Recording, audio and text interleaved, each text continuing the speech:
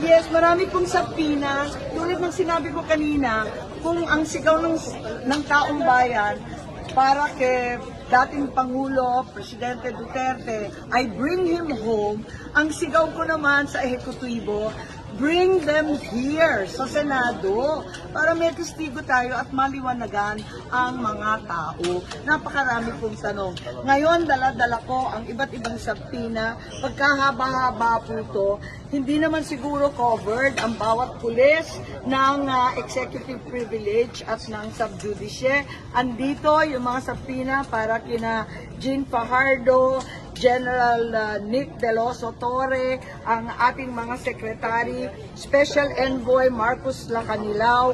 Ang dami po ang dami-daming hindi sumipot, kaya hindi tayo makausad sa atin. Andito rin si General Marbil, ang dami pong sabina.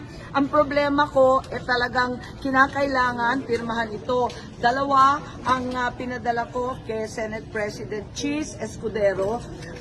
Pero, nung Lunes pa inaantay ko, hindi pa lumalabas. Ngayon magpapadala ako muli. Sana naman pirmahan at lumabas na itong sabina. Ay, pinapaaral pa daw po ni SP sa legal department. Oo nga kaya sobrang tagal. Pero sana sa kabila ng pag-aaral nila, alamin naman nila na may limitasyon ng executive privilege at yung subjudice.